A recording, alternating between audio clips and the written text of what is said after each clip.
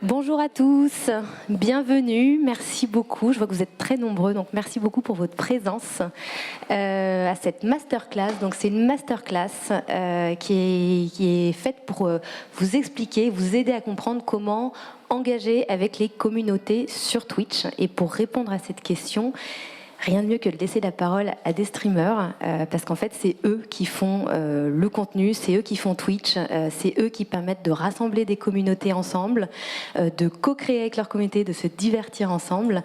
Donc voilà, je vais vraiment laisser la parole à ces trois streameuses qui m'accompagnent aujourd'hui. On a Kayane, Sarah Copona et puis Epsilon. Trois parcours, trois profils complètement différents, donc ça va être super intéressant d'avoir leur retour d'expérience. Et petite présentation quand même avant de commencer notre échange, pour ceux qui ne les connaissent pas. Kayane, on va commencer par toi. Kayane, en fait, elle est joueuse professionnelle de jeux de combat. Donc Street Fighter, Tekken, ce genre de jeu. Elle a commencé les tournois dès l'âge de 9 ans. Depuis, tu as fait 67 podiums. C'est un record pour une femme dans un tournoi mixte de jeux de combat. Donc autant vous dire qu'on a quelqu'un dans la salle qui est dans le Guinness des records. C'est un peu la patronne du jeu de combat. Attention. En plus, elle fait de la boxe à 8 heures par semaine. On a appris ça il y a 5 minutes. Tu es aussi animatrice de tournois internationaux. Et aussi, pour ceux qui la connaissent, elle est aussi animatrice TV sur Game One depuis quasiment 10 ans, parce que tu vas les fêter l'année prochaine. Elle a une émission 100% dédiée à l'e-sport. Voilà pour Kayane. Epsilon, donc là on change complètement d'univers. Epsilon, elle est tatoueuse. Alors on comprendra qu'elle aime déjà beaucoup le tatouage, mais c'est son métier, elle est tatoueuse. Elle a un studio à Lille qui s'appelle La Bonbonnière et elle fait des tatouages très colorés, très enfantins.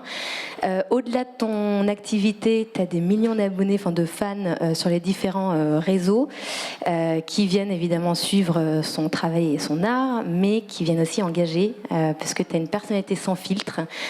En particulier sur Twitch où tu aimes bien passer beaucoup de temps avec ta communauté, quasiment tous les jours.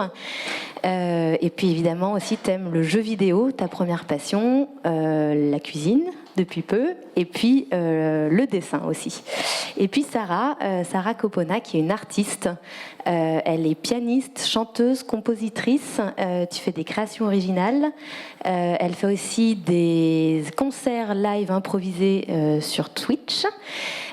Tu mélanges du piano, de la voix, des instruments électro. Elle a 3 ou 4 pianos autour d'elle sur ses lives, c'est assez impressionnant. Et elle a un kazoo aussi, je ne sais pas si vous connaissez, c'est un instrument qui n'est pas très agréable à l'oreille, mais elle arrive à en faire quelque chose d'hyper mélodieux, de super joli, donc bravo. Elle a plus de 3 albums à son actif et plus de 250 concerts. Donc voilà, on a avec nous 3 femmes, 3 streameuses, 3 personnalités de feu.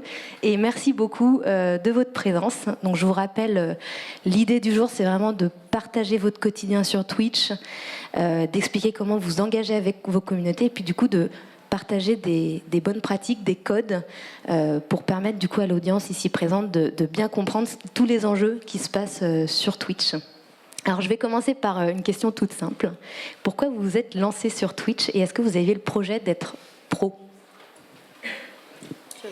Alors moi, quand j'avais commencé les tournois de jeux de combat, donc j'avais 9 ans, comme tu l'as dit, et on était dans des salles, dans des écoles d'ingénieurs, et les seules personnes qui voyaient les matchs, finalement, c'était les joueurs qui participaient au tournoi, les frères et sœurs.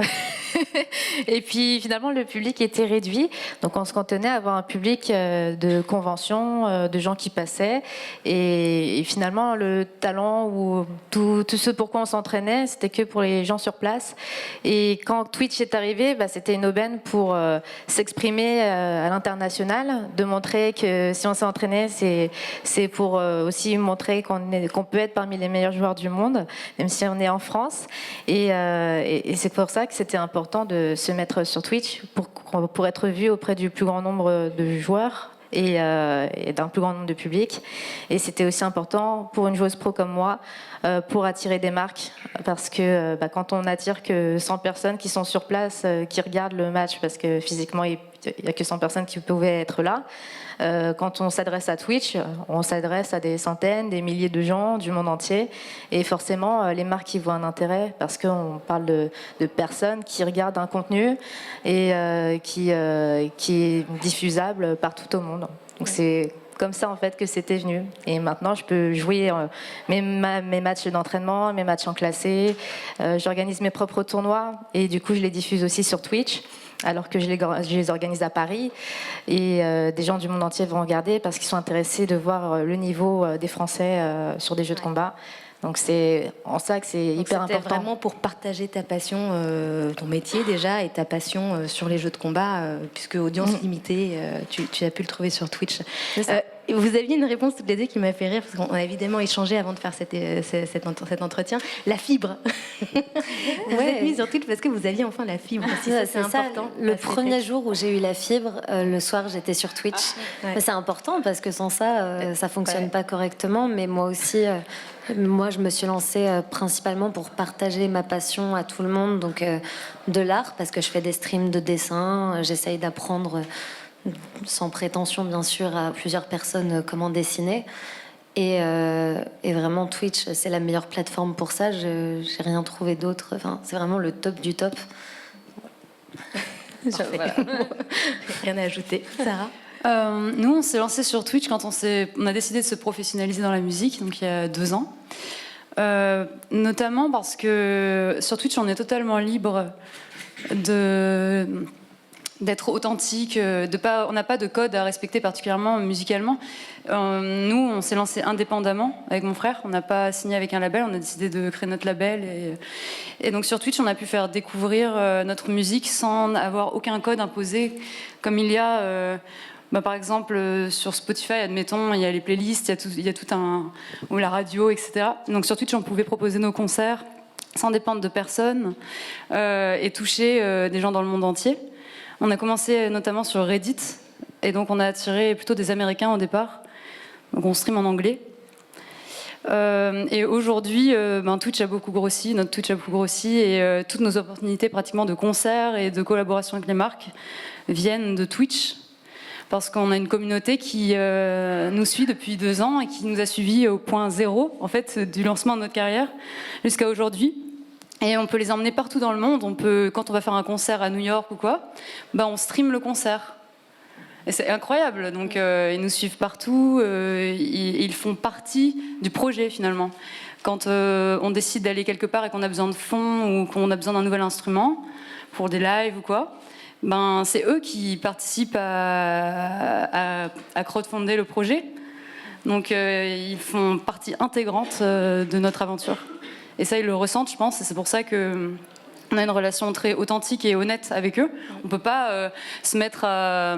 Par exemple, en parlant de marque, ils voient très bien ce qui fonctionne pour nous. On a, par exemple, les instruments qu'on utilise, le matériel qu'on utilise, on a beaucoup de personnes qui travaillent dans la tech qui nous suivent, ou de codeurs, de gens comme ça. Et donc, on ne peut pas mentir. Du coup, quand on dit oui, ce matériel, ça c'est super, on utilise ça tout le temps, ça intéresse énormément les gens. Et c'est une relation qui s'est construite. C'est pas de l'instantané, c'est sur la durée. Vous parlez spontanément de votre communauté, forcément, vous vivez grâce à cette communauté, vos communautés. Il y a quelque chose qui est ressorti dans tous les échanges qu'on a fait. Vous avez toutes les 3 utilisé 2 termes, la bienveillance et l'authenticité. Est-ce que vous pouvez un peu nous expliquer du coup ce côté bienveillant de votre communauté et l'authenticité que vous retrouvez au quotidien? Je trouve qu'avec les lives sur Twitch, forcément, on ne peut pas mentir sur ce qu'on est. Donc si on est quelqu'un de bienveillant, on a la communauté qui nous ressemble. On ne peut pas mentir, on passe des heures et des heures, c'est ce qu'elle disait. Ils voient directement si un partenariat est faux, ce qu'on pense vraiment. Et c'est super intéressant.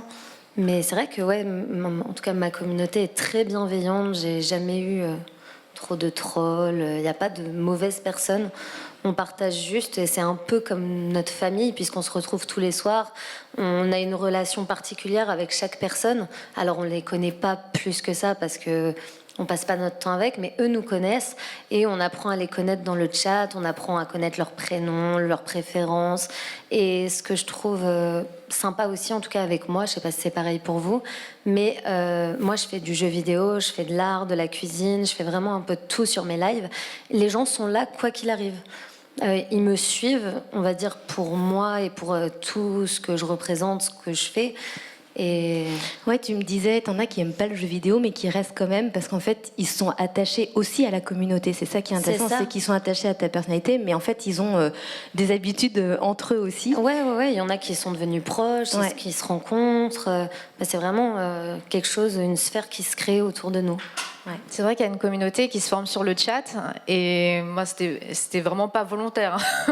On est là, on stream un contenu sur un jeu en particulier et par exemple moi je suis très concentrée sur mes parties, j'affronte un adversaire en 1 contre 1 donc je suis vraiment à fond parce que je veux gagner et en fait pendant ce temps-là il va y avoir des personnes sur le chat qui vont poser des questions très spécifiques du style elle utilise quoi Kayane, est-ce qu'elle utilise une manette ou un stick arcade, elle joue au clavier, souris, enfin elle joue avec quoi et des gens sur le chat vont répondre à ma place en disant elle utilise tel stick et après ils vont dire elle joue sur quelle plateforme, PC, PS4 et tout ça et les gens répondent des fois pour moi et parfois c'est là que je me rends compte que les gens ils disent merci de répondre à mes questions, c'est super sympa, même moi j'y réponds quand j'ai vraiment le temps entre les parties et ils se disent tiens c'est la première fois que je venais sur ce live, sur ce chat et j'ai eu que des gens bienveillants qui sont venus me répondre et du coup ils se sentent appartenir après à une communauté et ils reviennent Ouais. parce qu'ils voient qu'il n'y a que de la bienveillance. En tout cas, je pense qu'on est toutes les 3 bienveillantes, donc on a en effet une communauté qui se rapproche Après, de vous nous. avez aussi des outils pour vous permettre aussi de bien contrôler votre chat. Ça, c'est aussi intéressant. Et la liberté. Voilà. Et Ouais. je crois que c'est toi, Sarah, qui me disait que en fait, la communauté, elle, spontanément, elle a envie d'aider. Elle n'est pas là pour incarner une autorité. C'est exactement ce que tu m'as dit. Et j'ai trouvé ça assez fort parce que ils viennent pour suivre un streamer, mais ils viennent pour se joindre à une communauté et pour simplement, ça répond à ce que tu disais, Mélissa, ce matin. La collaboration, c'est extrêmement présent et on le ressent tous les jours dans le chat. Et ça va même au-delà, parce que je crois que toi, tu as rencontré des fans à Disney, toi, à tes concerts. Enfin voilà, c'est intéressant aussi. Racontez-nous comment vous passez finalement du live à des événements aussi physiques où vous venez les rencontrer, ou des moments où votre communauté aussi vous donne beaucoup. Je crois que Sarah, tu as plein d'exemples d'une communauté hyper engagée pour le coup. Ce qui est incroyable avec la communauté de Twitch, comme disait Epsilon et tout ça, c'est qu'on est authentique avec eux. Donc ils s'attachent à nous sincèrement. Et du coup, ils sont très actifs. C'est eux qui vont acheter notre merch, qui vont acheter les albums, dès qu'ils voient qu'ils peuvent nous aider, ils nous aident. Et dès qu'ils peuvent assister à un concert, ils font des déplacements. Nous, la plupart des gens qui viennent au concert font des déplacements, des très grands déplacements pour venir. C'est incroyable, quoi. Ils sont vraiment très actifs. Et ça, je pense que c'est très particulier à Twitch. Parce que, voilà, on a le temps de tisser un lien avec eux. Et ils ont le temps de... En fait, on fait partie de leur vie d'une certaine façon. Et donc ils s'investissent beaucoup. Et nous, oui, on a pu le voir lors de concerts. Il y a eu beaucoup de gens qui sont venus. Et à chaque fois qu'on vend des albums, nos plus grosses ventes de merch, c'est par Twitch. Donc, Tu disais que c'était le noyau dur finalement. C'est le noyau dur des fans, en fait. Peu importe d'être sur d'autres Oui. réseaux. En fait, sur les autres plateformes, quand ils vont commencer à vraiment aimer ce que tu fais, ils vont venir sur Twitch la plupart du temps. Donc ça regroupe, ça récupère les personnes fans des autres plateformes.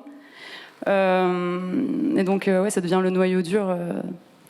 Et qu'est-ce que ça procure pour vous l'aspect live versus les autres plateformes du coup ? Du contenu authentique, on peut être nous-mêmes. On va dire que sur les autres plateformes, prenons TikTok, Instagram, tout ça, c'est plus des petits moments pour essayer d'accrocher les gens pour qu'ils viennent sur les lives. En tout cas, moi, ma finalité, c'est que les gens viennent sur Twitch pour partager avec eux, parce que c'est trop bien. On a l'impression d'être une famille, on peut faire ce qu'on veut. Il y a autre chose qui ressortait dans nos échanges, on en reparlait encore ce matin, du temps. Le fait d'avoir du temps. Oui, du temps pour répondre aux questions, pour s'adresser à chaque personne de façon humaine, quoi. On dit bonjour, tel pseudo, on me demande si ça va, et je demande aussi si tout le monde va bien. Et les gens, ça leur fait plaisir tout simplement qu'on s'intéresse un peu à eux et qu'on leur réponde directement. Et ce que j'aime par rapport aux autres plateformes, c'est qu'on prend ce temps-là, en fait, d'humaniser vraiment l'audience. C'est pas des statistiques, c'est de vrais humains derrière, et on leur parle comme à des gens normaux. Et c'est aussi ça qu'ils apprécient, c'est qu'on les considère comme des personnes à part entière et pas comme un pseudo ou juste vite fait. Non, on s'intéresse à la personne qui est derrière aussi. Et par rapport aux autres plateformes, on a vraiment cette liberté de s'exprimer longuement. Quand on a une idée, on peut s'étaler pendant 20 minutes, 1 heure, des heures même, pour expliquer comment on voit certaines choses, certains sujets. On peut vraiment librement s'étaler. Alors que sur Twitter, j'en parlais encore ce matin, moi je dois ruminer parfois 1000 fois dans ma tête pour savoir qu'est-ce que je vais tweeter en 280 caractères pour être sûr de n'offusquer personne. Parce que les shitstorms sur Twitter, ça peut aller très vite. On peut très mal interpréter parce que le message il est court. Sur TikTok, je dois créer des contenus en me disant comment je peux avoir l'attention de la personne en 3 secondes. Et 3 secondes, c'est hyper court, mais parce que le contenu est très rapide et les gens, ils swipent directement si en 3 secondes, tu n'as pas capté l'attention. Alors que sur Twitch, finalement, les gens, nous, on prend le temps, mais les gens aussi prennent le temps d'écouter. Ils savent qu'ils sont là, c'est pas pour 3 secondes, ils sont là pour écouter au moins 10 minutes et puis plus. Donc, il y a un engagement fort, et puis c'est vrai que vous me disiez, le lendemain, ils n'oublient pas le stream. Oui. Ouais. Ils ont passé du temps, ils ont engagé, donc ils n'oublient pas le stream. Est-ce que, comme on est dans un environnement live, parfois ça peut faire peur, se dire mon Dieu, il faut tout préparer, tout scénariser et tout. C'est quoi votre préparation pour un live? Alors, je commence, mais moi, il n'y a pas de préparation. Hein. C'est vraiment... spontané. Ouais, c'est très spontané. Hein. Bien sûr, je réfléchis 10 minutes avant à ce que je vais faire. Je change souvent de programme et je m'assois, je prends un petit café, je me pose et je lance et je fais même mes réglages en live en fait. Alors, avec eux, ils savent très bien que c'est très spontané. Et s'il y a ma caméra qui bug un peu, on règle ça. Mais c'est juste agréable de ne pas se prendre la tête et justement de ne pas réfléchir, comme tu disais, aux 3 secondes d'accroche. Là, on sait juste qu'on va parler tranquille et qu'on fait notre petite vie. Parce qu'on est là plusieurs heures avec eux. Moi, ça a évolué. Maintenant, je fais des concerts d'improvisation. Donc, par définition, je prévois pas ce qui va se passer. Par contre, bien sûr, tout l'aspect technique et tout ça, c'est mon frère qui s'en occupe. Et ça, oui, il prévoit beaucoup. La chance. Ouais. Mais au début, justement, je prévoyais un petit peu ce que j'allais jouer. Parce que je voulais faire un beau concert, quoi. Et puis très rapidement, on arrive à court d'idées parce que quand tu streams 5 fois par semaine de la musique en jouant tes œuvres originales, t'es limité au bout d'un moment. Et donc naturellement, on s'est dit il faut improviser, il faut composer en direct, etc. Et c'est ça qui est impressionnant. Parce que moi, je regarde Sarah Copona avant même de... Elle se rend compte pour la première fois, il y a une fan, c'est chouette. Oui, j'étais là en mode, il y a Sarah Copona, je vais la rencontrer pour la première fois. Parce que je joue du piano moi-même, alors j'étais trop contente. Mais c'est super cool. Et justement, c'est ça qui est impressionnant, c'est l'improvisation. Quand c'est préparé, que tu connais déjà les morceaux, on se dit, elle l'a étudié pendant des heures, des années peut-être. Mais quand c'est un pro, tu te dis... Oh putain, elle est trop balèze. Et puis votre communauté, elle rentre aussi dans votre création. Mais oui, c'est incroyable. En fait. Donc, je me rappelle, à un moment donné, je m'étais mise à faire des octaves très graves et jouer dans les graves. Et c'était pas quelque chose d'habituel. Et c'est pas quelque chose qu'on fait souvent en piano, de rester focus sur les graves. Et je me disais, tiens, c'est marrant et tout. Mais bon, ça se trouve, ils vont tous dire, oh mon Dieu, quelle horreur dans le chat. Et là, il y avait tout le monde qui disait, oh, c'est trop cool, continue.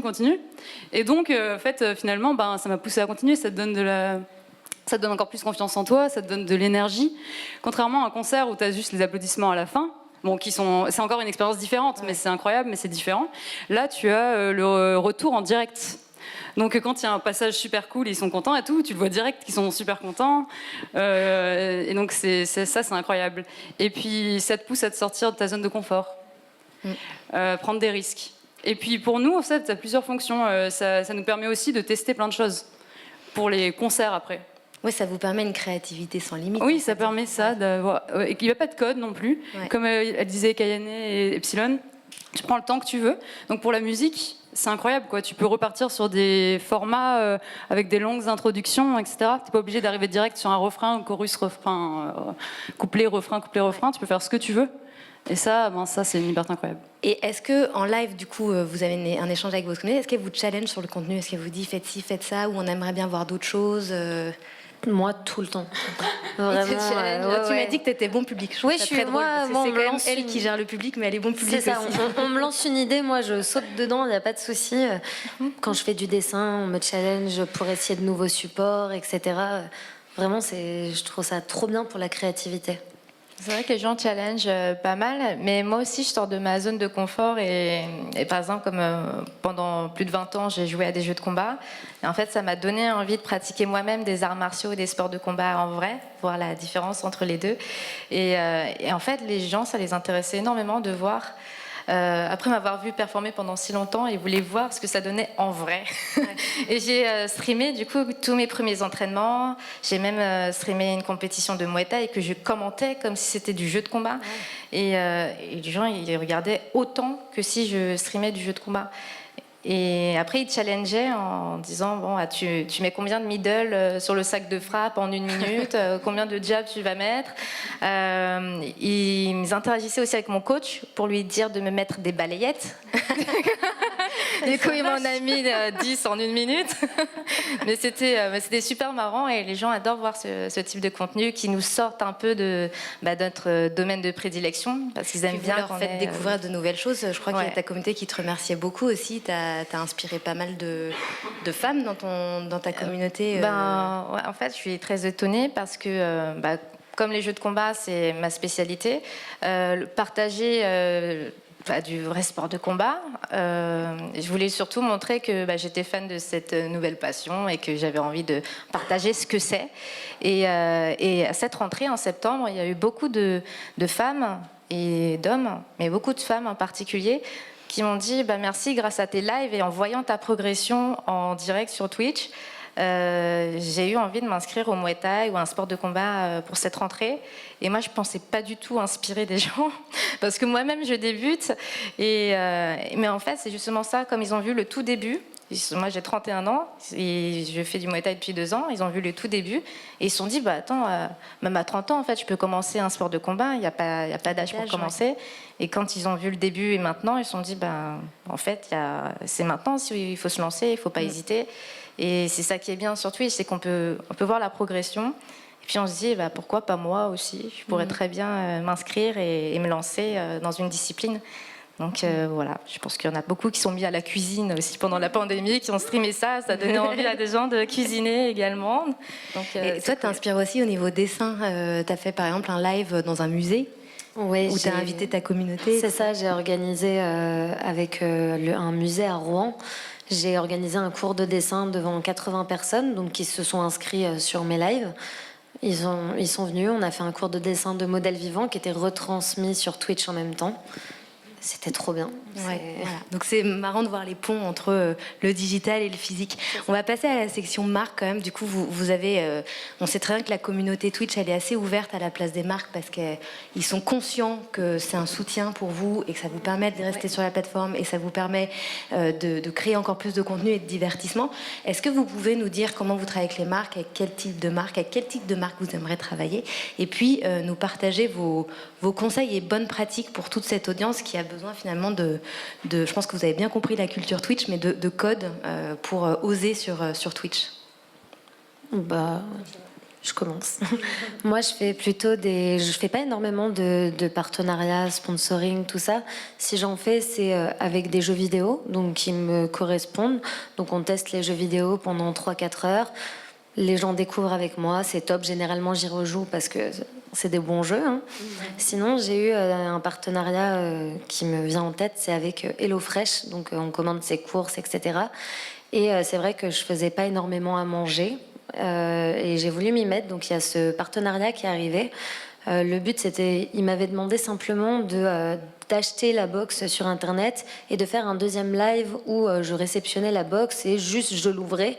Moi, je leur ai conseillé, je leur ai dit que ça allait pas assez loin et que ce que j'aimerais faire avec ça, c'est 2 lives cuisine pour justement montrer que c'était bien. Donc, j'ai fait ce live cuisine.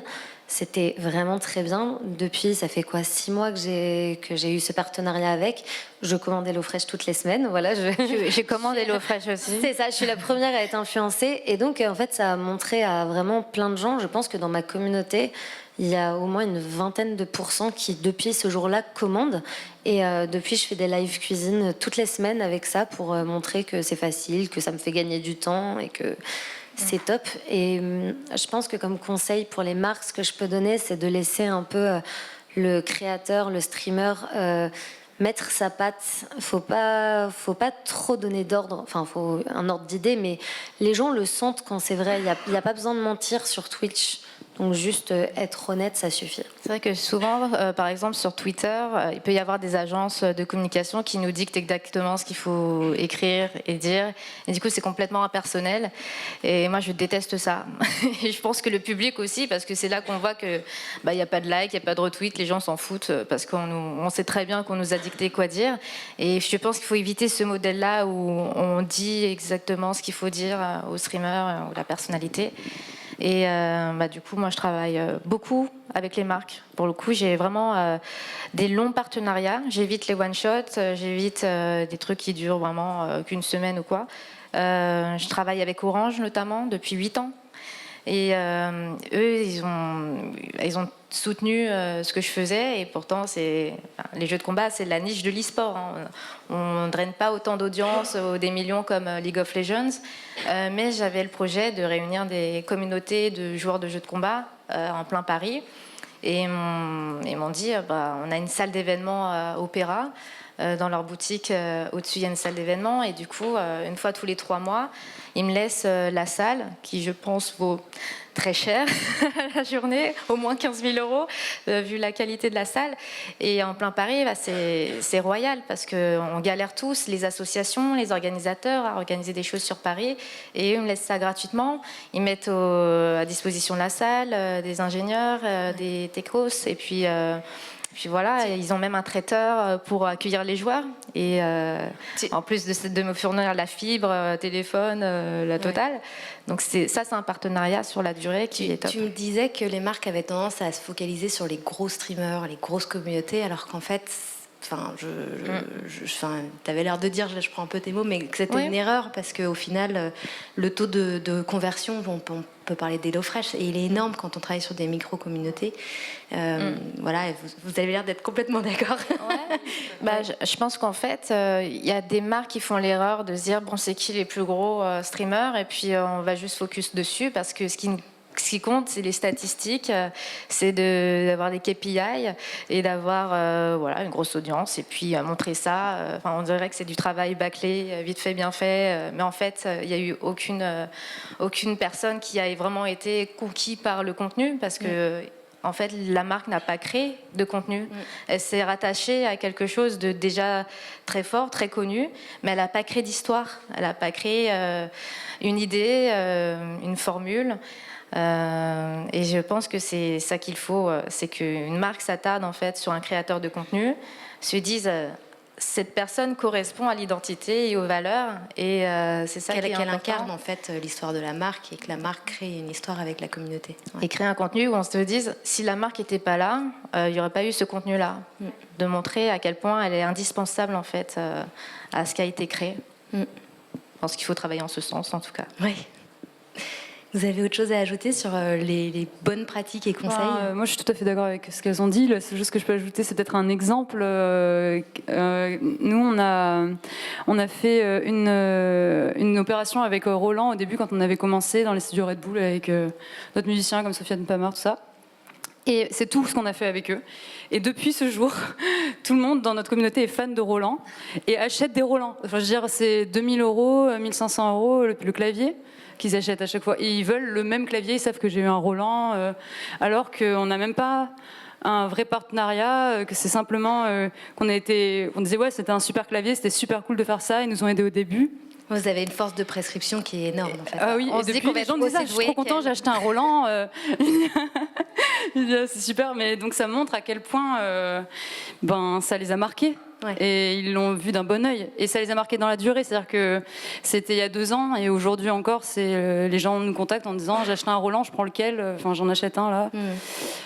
Donc c'est une relation. C'est vraiment dans la durée aussi. Ouais. Ouais, c'est ce que j'allais dire, c'est plus impactant les partenariats sur la durée plutôt que vraiment un petit truc de 4 heures parce que par exemple moi là je suis en collaboration avec Razer pour les casques etc. Bah forcément ça fait 2 ans qu'ils me voient avec ce matériel là, avec ces casques, tout ça, donc à force de voir que ça fonctionne, que je l'utilise et que c'est pas juste pour un partenariat mais que c'est vraiment bien, bah, les gens achètent.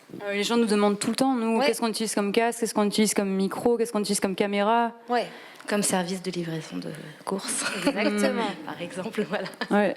Ok. Est-ce que on a fini on peut peut-être prendre une petite question si vous voulez. Annonceurs. Peut-être priorité aux annonceurs. Allez. Ah, petite question. Comment est-ce que vous distinguez votre communauté de votre audience ? Finalement, vous avez beaucoup de gens qui vous regardent, mais est-ce que c'est votre communauté qui vous regarde ? Est-ce que c'est 100% des gens qui vous regardent, c'est votre communauté ? Ou est-ce qu'il y a une distinction qui existe ?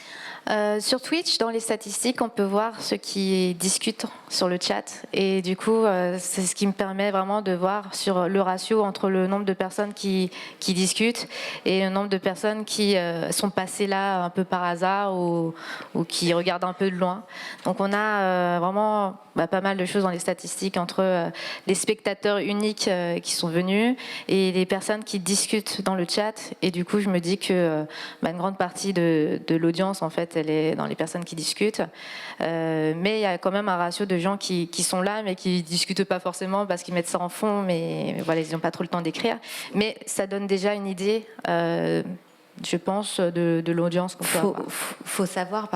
Faut savoir que nos communautés, elles passent en moyenne 3 heures par jour sur Twitch et les lives vont durer 2-3 heures aussi en moyenne. Donc forcément, quand on vient sur Twitch, c'est pas pour venir snacker du contenu et rester 3 minutes. Ouais. On est dans le temps long encore. Donc ça, c'est vraiment une bonne pratique de réfléchir au temps long. On voit le temps moyen par personne. Sur Twitch, du coup, on voit la durée moyenne des gens et des fois, moi, je suis même étonnée et je me suis dit, il est resté 2 heures sur mon stream. Ah ouais, c'est dans les usages. Mais oui, voilà. On va prendre une dernière question et puis je pense qu'on va clôturer la session. Je peux poser la question du modèle de rémunération. Donc, j'ai compris qu'il y avait le merch côté musique, mais pour les autres, comment est-ce que ça se passe en fait ? Comment est-ce que vous rémunérez ? Est-ce qu'il y a un modèle Il y a une partie sub où les gens vont s'abonner à la chaîne et une partie reversée à Twitch, une partie reversée aux streamers. Très honnêtement, moi, c'est pas ce qui me fait vivre ce modèle-là. C'est justement les marques qui me font vivre parce que je vais avoir un partenariat à l'année avec eux, avec Orange, Intel et Nacon, avec qui j'ai développé des accessoires. Et du coup, dans mon contrat avec eux, je vais avoir, du coup, je vais dire que les événements que j'organise sur Twitch, etc., ils seront montrés en tant que sponsor de mes événements. Et du coup, en fait, tout ce budget à l'année fait que je peux vivre en streamant. Parce que c'est une vitrine pour eux et que quand je crée des contenus régulièrement, la marque apparaît dans les overlays de mes streams. Donc je trouve que c'est plus pérenne comme ça, parce que l'audience, la communauté est très sympa, mais d'un jour à l'autre, on peut ne plus avoir autant de subs, autant d'abonnements, et dépendre des gens.